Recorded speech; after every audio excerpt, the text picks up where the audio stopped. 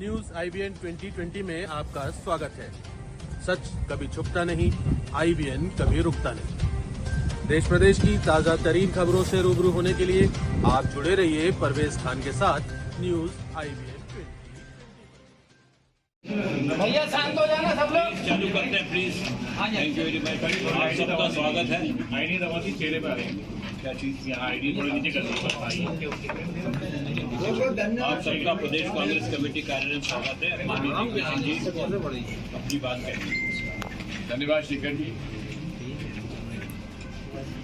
हमें इस बात की खुशी है कि माननीय कमलनाथ जी हमारे प्रदेश कांग्रेस कमेटी के अध्यक्ष जी ने एक समिति का गठन किया है जिसमें कि भारतीय जनता पार्टी के द्वारा भारतीय जनता पार्टी सरकार में रहते हुए मुख्यमंत्री से लेकर मंत्री और विधायक और सांसद और कई पदाधिकारी झूठे प्रकरण कांग्रेस के कार्यकर्ता, समर्थकों और नेताओं पर लगाए जा रहे हैं, जबकि हमारे शिकायत पर कोई काम एक्शन नहीं हो रहा है। मुख्यमंत्री जी ने और मंत्रीगणों ने पद लेते समय संविधान की और ईश्वर की शपथ ली थी कि निष्पक्षता से काम किया जाएगा, लेकिन पूरे तरीके से पक्षपात किया जा रहा है। और दुख इस बात का है कि सरकारी अधिकारी, कर्मचारी और पुलिस भारतीय संविधान और न्याय और नियम और कानून के खिलाफ काम कर रहे हैं और झूठे प्रकरण बनाने में सहयोग किया जा रहा है। सबसे बड़ा उदाहरण है दतिया जिले का, जो कि माननीय गृह मंत्री जी, जेल मंत्री जी, कानून मंत्री जी और न जाने कितने और मंत्री उनके पद है, मैं नहीं जानता। नरोत्तम मिश्रा जी के पास प्रवक्ता भी है, शिवराज सिंह चौहान जी के खास प्रवक्ता आजकल नरोत्तम मिश्रा जी हैं। उनके जिले में 50 से ज्यादा झूठे प्रकरण में कांग्रेस कार्यकर्ताओं को फंसाया जा रहा है। वही तो प्रकरण दर्ज कराते हैं, वही जेल में उत्पीड़न कराते हैं। यहां तक कि एक हमारे कांग्रेस के कार्यकर्ता को, वो भी ब्राह्मण, उसको सीवेज का पानी पिलाया गया जेल के अंदर, सीवेज का, और जमानतें नहीं हो पाती। लॉ मिनिस्टर है, हम इस पर किसी का वो नहीं कह रहे हैं कि जुडिशरी को इन्होंने के प्रभाव में है, मैं ये कह रहा, लेकिन उसके बावजूद भी जमानत क्यों नहीं हो पाती? क्या कारण है कि हाईकोर्ट में भी केवल एक ही जज साहब के पास हमारी बेल प्रकरण हमारे पास जाते हैं? इन सब बातों को लेकर इस समिति ने तय किया है कि तहसील स्तर के revenue cases, civil cases, criminal cases, Bharatiya Janata party सरकार और प्रशासन ने, पुलिस ने जो झूठे प्रकरण हमारे कांग्रेस के कार्यकर्ता और नेताओं के खिलाफ लगाए गए हैं, उनके बारे में कमलनाथ जी के नेतृत्व में एक डेलीगेशन मुख्यमंत्री जी जाके मिलेगा, जिसमें सबसे पहले हम दतिया जिले के सारे प्रकरण तैयार करेंगे।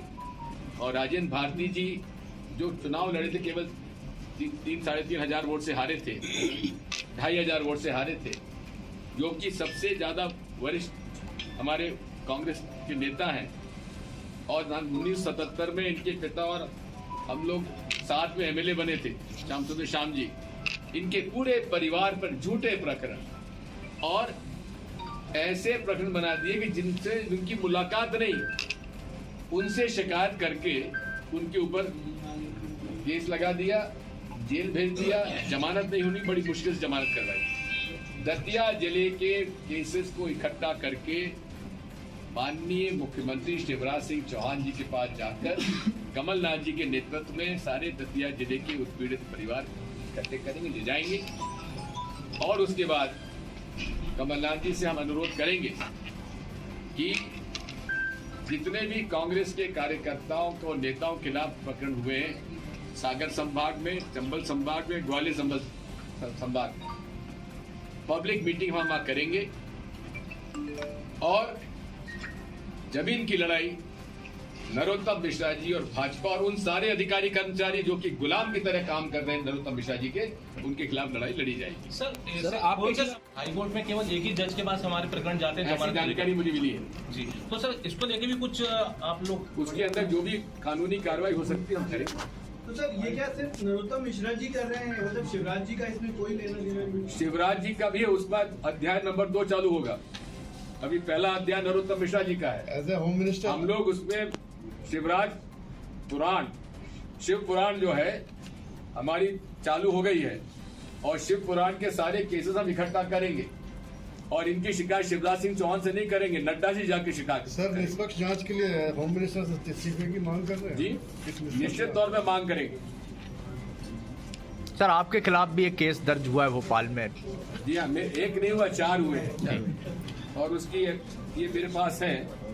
और क्या केस है कि एक ट्वीट मैंने किया जिसमें मैंने लगा दिया था कि मुजफ्फरपुर की एक घटना में कुछ लोग मस्जिद पर झंडा लगा रहे हैं। उस बात को लेकर मैंने ट्वीट किया था, लेकिन प्रश्न था खरगोन का और मैंने प्रश्न पूछा था कि क्या जुलूस निकाले की परमिशन ली गई थी, नंबर 1, क्योंकि खरगोन में 2 रामनवमी के जुलूस निकले थे।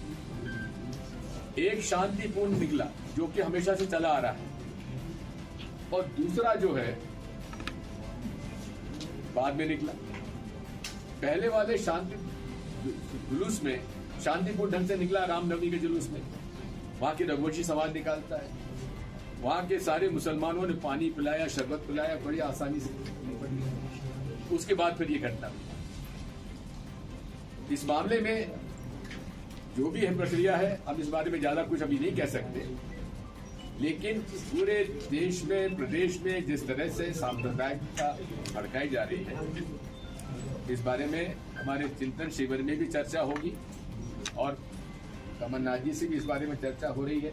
उसके बाद कोई ना कोई स्वरूप बताया जाए। सर आप और जहां तक फैब्रिकेटेड केस का है, जिन धाराओं में मेरे ऊपर लगा है उन्हीं धाराओं में लगभग 40 जिलों में शिवराज सिंह चौहान के खिलाफ हमने एफआईआर दर्ज की और भोपाल के अंदर मैंने निजी तौर पे की है। उन पर कार्रवाई क्यों नहीं हो रही शिवराज सिंह चौहान के ऊपर? अगर पुलिस कार्रवाई नहीं करती तो मैं प्राथमिक इस्तिगासा करूंगा शिवराज सिंह चौहान के खिलाफ। अच्छा सर, ये डू यू थिंक कि मध्य प्रदेश कांग्रेस भी इसके लिए रिस्पॉन्सिबल है, क्योंकि आप लोग भी इंस्ट्रक्शंस दे रहे हैं कि रामनवमी के जुलूस निकाले जाए? ये बिल्कुल, आप ये देखिए, मतलब आप बीजेपी की बन रहे हैं? नहीं, ऐसा नहीं है। कांग्रेस पार्टी ने हमेशा सर्कुलर निकाला है, निवेदन किया है कि आप रामनवमी मनाइए, हनुमान जयंती मनाइए, रोजा इफ्तार भी करिए। हम लोग हमेशा करते आए। पीसीजी कार्यालय में गणेश जी उठाए जाते हैं, दुर्गा माता की मूर्ति बिठाई जाती है, नवरात्रि का होता हमेशा से होता है, सालों से हो रहा है। प्रदेश कांग्रेस कार्यालय में भी हम लोग इस तरह धार्मिक, ये कोई बात नहीं, ये तो धार्मिक उन्माद और धार्मिकता में फर्क है, धर्मांधता और धार्मिकता में फर्क है। उन्माद हमारे पास ऐसे की बात है, कई शिकायतें आती हैं, लेकिन आज विषय हमारा जो है, आज कांग्रेस कार्यकर्ताओं के उत्पीड़न का, इसलिए आगे इस बारे में और कोई बात नहीं करेंगे। एक सवाल है, सर आपने वो बात कोई शूट नहीं है आज। सर नीमच में जो आपने बयान दिया उसको लेकर बीजेपी के लिए आपत्तिजनक है और आपराधिक है, इस पे हम मुकदमा दर्ज करिए ना। और आपको बयान पे क्या कहना है? करिए। बात ये है, पहली बात तो संदीप सिंह जी, ये विषय आज का नहीं है। एएनआई को अगर कुछ अलग से टाइम लेना है तो मैं दे दूंगा। लेकिन सर हमेशा बीजेपी के निशाने पे दिग्विजय सिंह ही क्यों रहते हैं? दिग्विजय सिंह हमेशा ट्वीट करते हैं तो चर्चा में सर उनका कोई बयान रहता है? दिग्विजय सिंह उन्हें अति प्रिय है। धन्यवाद। ये आपने कुछ मंगाई है सर वहाँ से संभाग वाइज? सर आपने संभाग वाइज मंगाई है, लगभग 50 से ज्यादा हमारे पास जानकारी आ गई है, उनका डॉक्यूमेंटेशन हम लोग कर रहे हैं और हर जिले में कांग्रेस के जो सपोर्टेड वकील हैं उनका टीम बनाई जाएगी।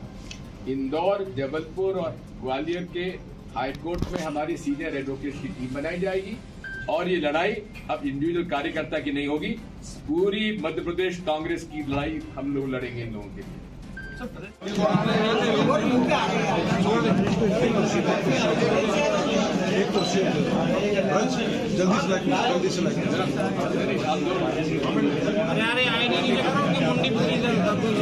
एक कुर्सी और लाओ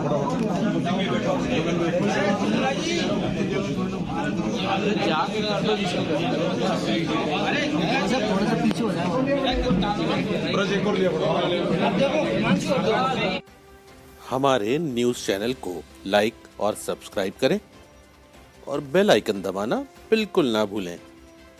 और आप देखते रहिए न्यूज़ IBN 2020।